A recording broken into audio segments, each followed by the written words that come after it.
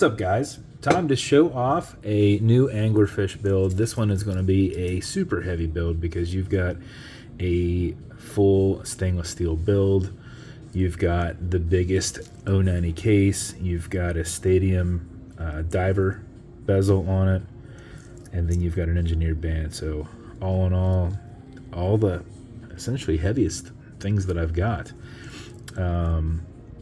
Did a set of silver hands in there. This is a lasered dial that's backside loomed, and it's kind of in like a nice brown tone. That's just the laser coloring on that. 090 matte case with a stadium style. It's just the way that it's kind of like rounded in. Definitely will protect your glass unless you're hitting it, here. Milled crown, anchor engraved milled caseback, and then you just have a. I need to hit that with a little bit of cleaner. They have the.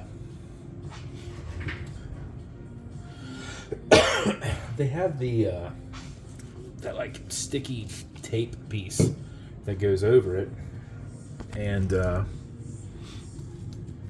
after my guy lasers it, he puts it back on there, and it kind of brings with it some of the dust and debris and kind of puts it on there.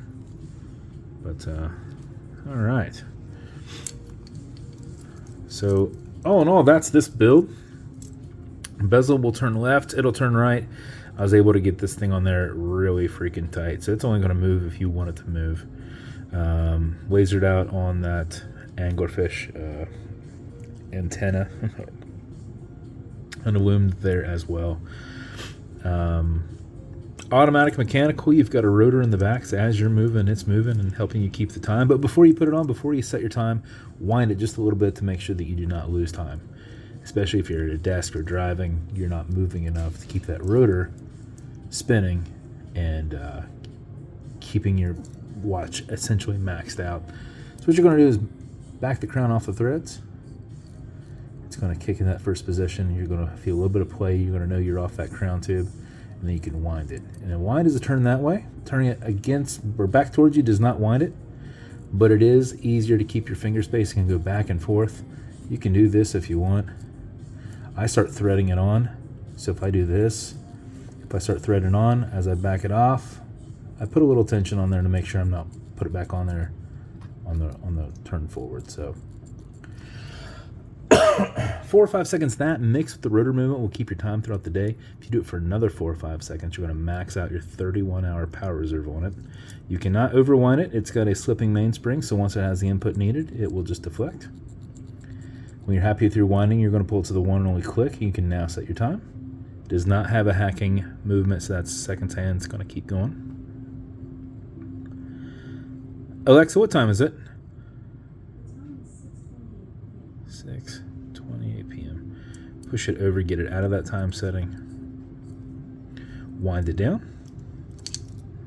And that is your build. When you're doing sizing, just look at it from the side that is down in, where you'll be able to fit your tool and punch it out. That's your punch out area, right? So one side's going to be flat. That's where you're going to hammer it back in. So on this end that you're going through, that's the end that's folded over on itself. So that's the point. So as you back that out and it comes out the other end, that part over here is where the metal is folded over on itself. So it's got like, they're smashed together, but it's basically like two head right there. So what you do is you pound that out, pound the other one out, push them together, and then where you see everything else is flat, you put that end that's folded over on itself first, tap it in to where it's flat. When it's flat, it's not quite as long as the width of the band, so it then just goes as flush as possible here, but it gives you about 1 millimeter depth over here. So it's got markings on the inside, tells you which way to hit it, and then on the other side it's flipped over. So you'll see over here you're hammering these ones down, and then you're hammering it back up in. Same way it comes out, it's the same way it goes back in. You'll know what I mean once you do that. So that's the build. As with every build, you're going to get some matching beads. These beads are also all metal, so you've got a very heavy piece here, so you're going to know when you wear that. This is going to come in a Anglerfish engraved slider box with an Atlas pillow inside. It's going to come with watch cleaner. This is good on all glass and metal, so your watch as a whole, non-streaking, non-toxic, non-residue. You're actually probably going to get the foamer. You can get that. I still have a couple of these, the originals. Good on the whole watch, non-streaking, non-toxic, non-residue. And then lastly, some fine scratch remover. You can scratch that acrylic glass. If you do, you'll put a tiny bit of this on it. You'll buff it out with your microfiber. The scratches up and down, just go left and right, filling that scratch. Haze it, generate some heat with your thumb, and buff it out. If it's still there, wait a little bit, and then go back and do it again, and let that solidify, and then go back and hit it again, and you'll fill that in. With that bezel the way it is, most of the time you're probably not going to do any kind of nick on that.